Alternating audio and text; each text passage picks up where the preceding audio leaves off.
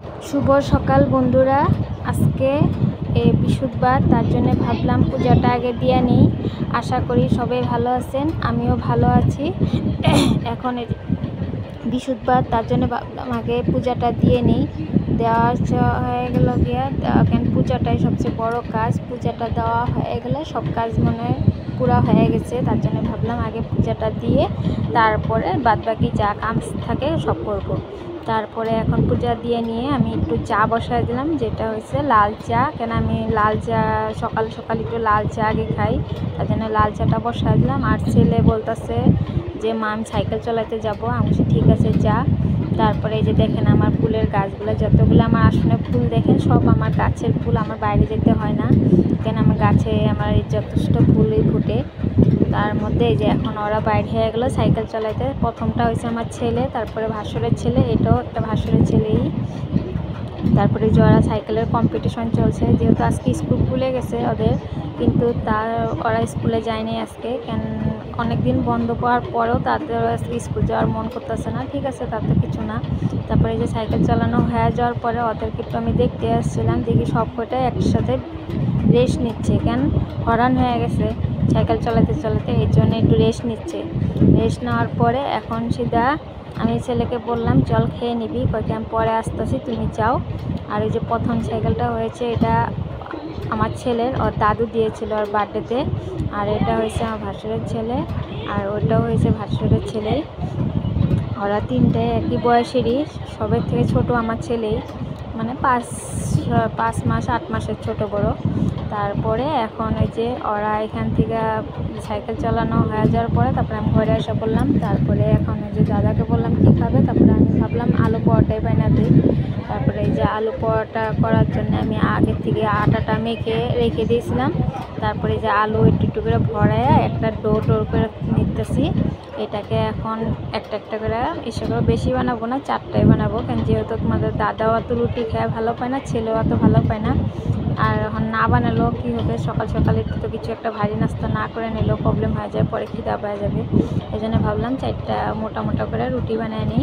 তারপরে এই যে আইকোটা নিয়ে আর অল্প একটু আটা আলু সিদ্ধ বেঁচে গেলো। তারপরে এই যে আমি এখন একটা একটা করে লেচি কেটে নিচ্ছি। লেচিগুলো কেটে তারপরে এটাতে ভাববেন না আবার আমি আটা বেলনি নাই, আমি নিচের মধ্যে আটা করতেছি, লেচি কাটতেছি, কিন্তু না, আমি আটা বেলনিটা এখন বর্তমানে ইউজ করি না। কেমনে করে মানে যখন থেকে এই টাইলসের এটা বানাইছি, আমার এটার মধ্যে রুটি বেলে আমার মানে সুবিধা হয়। মুছে নেই এটা অবশ্য, মুছে নেওয়ার পরে তারপরে মানে আমি এখানেই বেলি। তারপরে একটা একটা করে আমি রুটিগুলা শেপ দিলাম। দেখেন আমার একটুকু আটার থেকে কিন্তু বাইর হয় না, মানে আলু সিদ্ধটা কিন্তু বাইর হয়ে যায়নি। বহুতে কিন্তু বাইর হয়ে যায়, কিন্তু আমার বাইর হয় না। কিন্তু একটু মোটা ধরনের দিয়ে দিলে জিনিসটা বাইর হয় না। তারপরে আমার 4টা লুচি বেলা হয়ে গেছে অলরেডি। তারপরে এখন এই যে একটা তাওয়া বসায় নিলাম। তাওয়াতে মানে দাদা বললো শুকনো রুটি খাবে, কিন্তু শুকনো রুটি পরোটার মধ্যে শুকনো রুটিটা ভালো লাগে না যেহেতু, তার জন্য ভাবলাম একটুখানি তেল ইউজ করি। তারপরে এই যে তেল ইউজ করে মানে একটুখানি তেল দিয়ে তোমাদের দাদাকে একটু সামান্য তেল দিয়ে আমি একটু একটা রুটি ছেঁকে দিলাম। আর বাদ বাকি আমরা যতগুলো রুটি নেব আমরা একটু তেল বেশি করে দিব, কেন আমি তেল একটু বেশি খাই। আর তোমাদের দাদা অল্প তেলটা কম খায়, কিন্তু আমি কী করবো, আমি মানে তেলটা কম দিয়ে রাঁধতে পারি না। আমার মানে বহুত দিয়ে অসহ্য লাগে তেলটা কম দিয়ে রাঁধতে গেলে, মানে বহুত চেষ্টা করি তেল কম খাবো, কিন্তু তেল খাওয়াটা তো একটা ভালোও না, অবশ্য শরীরের জন্য বহুত ক্ষতি।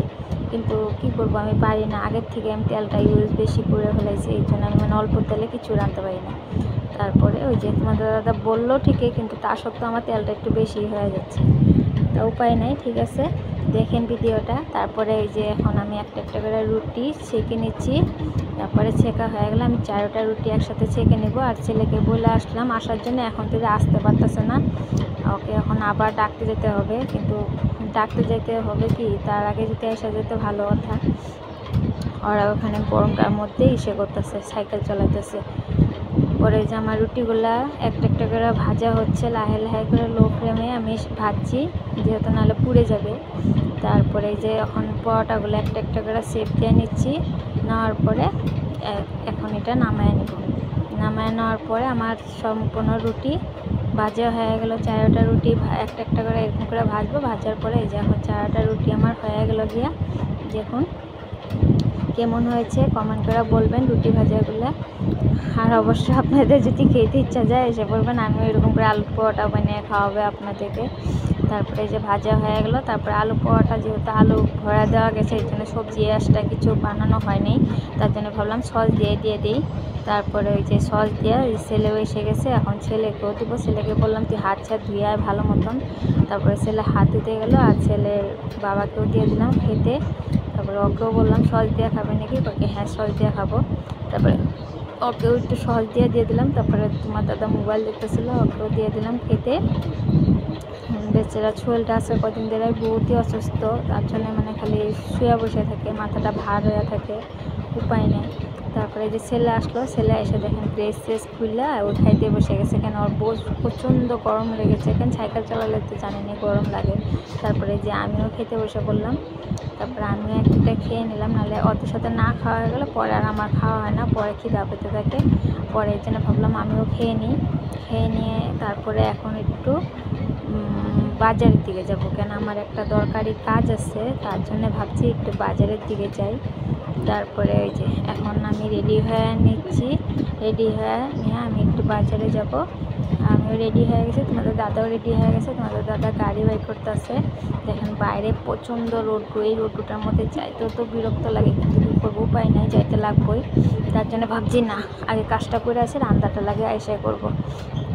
তারপরে যে আমরা এখন বাইরে হয়ে গেলাম, বাইরে হয়ে নিয়ে বাজারের দিকে যাচ্ছিলাম। তারপরে মানে গণেশঘাটের দিকে একটু গিয়েছিলাম। তারপরে ওইখানে দেখলাম একটা কাকু এরকম মানে মালা সেট নিয়ে বিক্রি করতেছিল। তারপরে আমি এখান থেকে একটা হনুমান ঠাকুর দেখলাম, যে এটার দাম কত, বললো 25 টাকা, কিন্তু এটা তো রং জ্বলে যাব, তার জন্য ভাবলাম এটা নেওয়া হবে না, কেন করে এটা তো ইউজ করলে রং চলে যাবে, তাই দেখতে ভালো লাগবে না। তারপরে সামনে একটা সাইবাবা মন্দির ছিল, তারপরে সাইবাবা মন্দিরটা থেকে তোমার দাদা বললো চলো একটু ঢুকা যায়। কারণ যেহেতু আমি চা খেয়ে এসেছি না, ঢুকতেও কেমন একটা বিরক্ত লাগে, ভাল লাগে না ওরকম, মানে নিজে না খেয়ে আসলে একটা ভাল লাগে, আর খায় আসলে মানে একটা কীরকম লাগে। তাও সামনের থেকে একটু যে বাইরের থেকে নমস্কার করে আসলাম, সামনে যদি এসেছি একটু নমস্কার করে